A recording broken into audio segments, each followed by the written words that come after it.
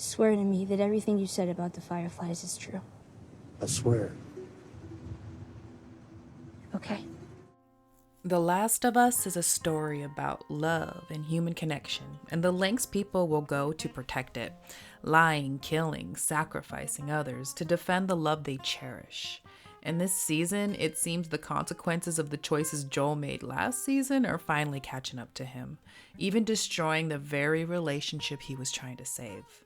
This episode was the perfect setup, conflict brewing. The infected are evolving into something more dangerous. The Fireflies, they're out for revenge, and relationships are shifting in big ways. Now, before we jump in, there are no game spoilers in this breakdown. I've only played the first game like 10 years ago when it first came out, so I'm taking in the show as its own standalone. That said, fair warning, there could be spoilers in the comments, so if you're a girly pop like me who's only a show-only person, proceed with caution. All right, let's break it down.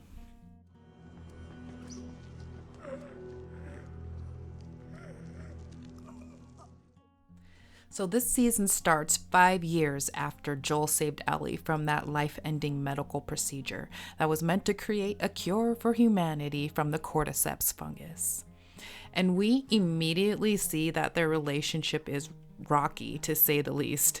The episode starts by reminding us of the lie Joel told Ellie that he had saved her from these raiders and there was no cure. It's implied that she found out he lied, that he straight up murdered a lot of people for her, that he sabotaged a potential cure for humanity. Adults tend to lie to kids all the time to protect them, keep them calm, ease their fears, even get them to eat vegetables. That's what's known as paternalistic deception. There's no way anyone knows we're here, right? No one's gonna find us. No one's gonna find us. He's scared because you're scared.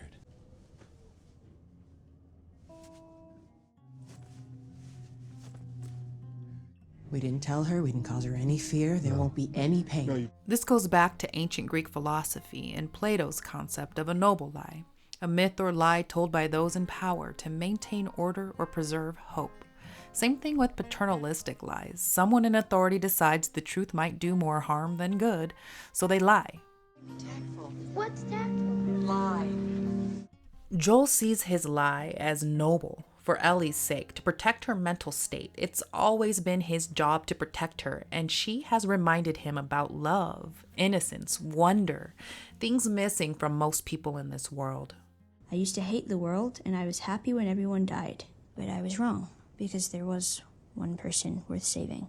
I saved him. Then I protected him. That's why men like you and me are here. We have a job to do. Maybe this whole idea of harvesting a cure from Ellie is a noble lie as well. A lie that emerged as a form of cope and hope that helps create some semblance of order in what's left of society. He wants to save the world. Pipe dream, him, Fireflies, all of them. Joel has seen the worst of humanity, and he's also participated in it, done some horrific shit. He doesn't believe saving the world is a viable option. I think he believes most people to be irredeemable. The only way to truly save humanity is to protect and preserve those who are worth saving. Like Frank, like Ellie. So is that what I am? Am I the wrong people? We murdered people. We survived the only way we knew how. But there were other ways. There's a famous quote by 19th century German philosopher Friedrich Nietzsche. He who fights with monsters should look to it that he himself does not become a monster. And if you gaze long into an abyss, the abyss also gazes into you. Joel has stared into the abyss. This world has corrupted him. It's a pretty fucked up situation. In order to survive, you have to fight the monsters. And most people who have survived, well, they have been corrupted too, out of necessity. You can see why Joel believes his lie and his actions to be noble. Choosing Ellie over all the really fucking evil people out there like David, Kathleen, Fedra, even the Fireflies, it's a no-brainer to him. And to make that choice, well, it required a lot of violence. What does Cordyceps do? Is it evil? No. It feeds and protects its children, and it secures its future with violence if it must. Humanity and the cordyceps, they're not so different. Both species surviving the only way they know how, through consumption, violence, destruction. That is it really evil if that's the only way they know how to survive? A part of their nature? Because she lives in a broken world that you could have saved. Maybe, but it isn't for you to decide. Or you. Now, if you've watched my videos about From and Severance, then you're familiar with the trolley problem, an ethical thought experiment where a person chooses between one person dying or several, challenging one's ideas about morality and human decision-making.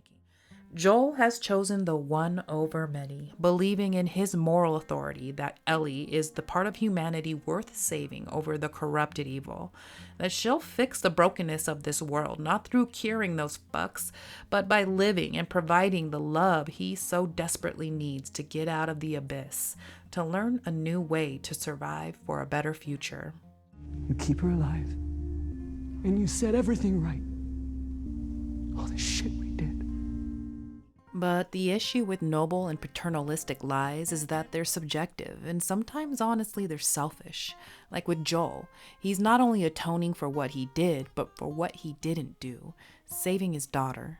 And these noble lies, they can backfire, as we see with his relationship with Ellie. Despite Ellie's young age, she's old enough to understand the moral implications and the complexity of the situation.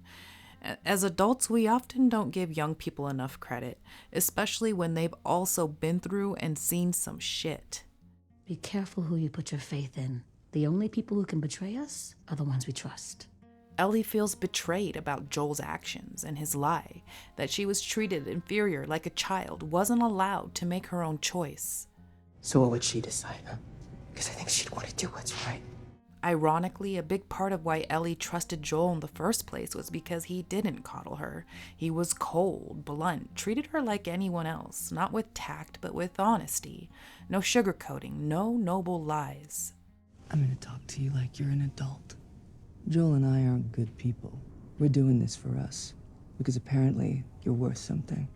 But as their relationship deepened, Joel's role shifted. Ellie became a surrogate daughter, a second chance to rewrite the tragedy of losing his own child. His fear of losing her makes him overprotective, smothering. He treats her more like a child now, despite it being 5 years later and Ellie having grown into a young adult. Otherwise, he would have knocked you out, and I don't want to have to explain that to Joel. Don't do that again. I'm an adult. He can't tell me what I can and can't do. Yeah, well, he can tell me. I don't need your fucking help. And when that asshole at the dance called Ellie and Dina dykes and Joel stepped in to defend them, it set Ellie off. Once again, he's trying to save her, just like he did with the Fireflies, reminding her of the lie. He's still carrying the weight of not being able to save his daughter, but the thing is, he's put that burden on Ellie too. She didn't ask for it, but now she has to live with the consequences of his trauma and decisions, and she's angry. Both Joel and Ellie don't really know how to navigate their relationship, and both are so desperate for control of their lives, of this whole damn situation. I swear, you and my brother, same goddamn fucking person. Ellie's always been a lot like Joel, strong-willed, defensive, carrying a chip on her shoulder like she's got something to prove. They both seem detached from life, their pain showing up in reckless, self-destructive behavior. And yeah, you're gonna laugh, but it reminds me of Bella in Twilight, when she was so depressed over Edward that she started putting herself in danger, living out her trauma. Ellie's not far off. There's this quiet, unspoken death wish lurking beneath her toughness. Sigmund Freud called it the death drive, or Thanatos drive, a psychological pull towards self-destruction, especially in people with deep trauma or repressed pain. They tend to reenact their trauma in different forms, like the MMA fighting Ellie was doing with that one dude, kind of reminiscent of her violent encounter with David, and how she seeks out the infected in the abandoned buildings, like when she was first attacked and bit at the mall where Riley died. Like Joel, Ellie carries trauma over the people she couldn't save, like Riley, Tess, Sam. and she was denied the choice to sacrifice herself to save more people. She shows signs of survivor's guilt, a term first recognized in the 1960s, particularly in Holocaust survivors. Psychologists generally identify 3 types of guilt. First, there's guilt for surviving when others didn't. Second, there's guilt over what you didn't do. And third, there's guilt over what you did do to survive. After all we've been through, everything I've done, it can't be for nothing. So while there's a self-destructive side to Ellie, fueled by her guilt, it's not all in vain. She's also leaning into her immunity as a strength, like when she survives that surprise attack at the grocery store with Dina. That infected looks straight up like Smeagol creeping in the background, and they're starting to act like him too, stalking, watching, waiting. Their hunting instincts are evolving, they're getting smarter. They're connected. More than you know. You step on a patch of cordyceps in one place, and you can wake a dozen infected from somewhere else. Now they know where you are, now they come. And back in town, people are working on upgrades, digging into old plumbing systems. And the moment they popped that pipe open, I thought there's definitely some fungus in that bitch. And sure enough, by the end of the episode, we see those freaky worm tendril things moving, just like the kiss of death moment with Tess back in season 1. Now, I've been fascinated by fungi ever since I saw an interview with this dude named Paul Stamets. He's a mycologist from the Pacific Northwest. That's where I learned one of my favorite fun facts. Did you know the largest living organism on Earth is a fungus in organ? It spans over 3.5 square miles and is called the humongous fungus, a name I think Ellie would appreciate. The fungus also grows underground. Long fibers like wires, some of them stretching over a mile. Just like in the show, the humongous fungus is connected underground through a massive mycelium network, those freaky worm tendril things. It sprouts mushrooms above ground where it finds food or the right conditions. And if part of it gets damaged, it can isolate that section, like a body fighting off infection. It's part immune system, part nervous system, sensing danger, sending signals, adapting. The infected are like mushrooms, just visible outgrowths of one giant organism. They're not individuals anymore, they're just extensions of the cordyceps' collective hive mind, reacting as one. Reality is nothing but a collective hunch.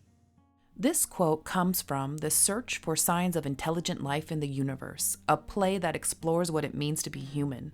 It touches on ideas like monism, Jung's collective unconscious, survival of the fittest, and evolution, suggesting that we're not truly separate, but part of something larger, connected by a shared nature.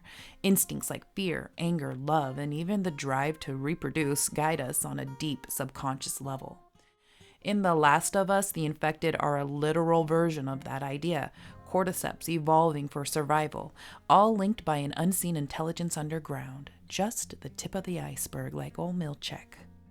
You know, in a way, Joel's decision to save Ellie, killing the doctors and dooming humanity, it's kind of like what the humongous fungus does. When part of it gets infected, it cuts that section off to protect the rest. Joel's doing the same thing, severing Ellie from the broken, dangerous parts of the world to keep her safe.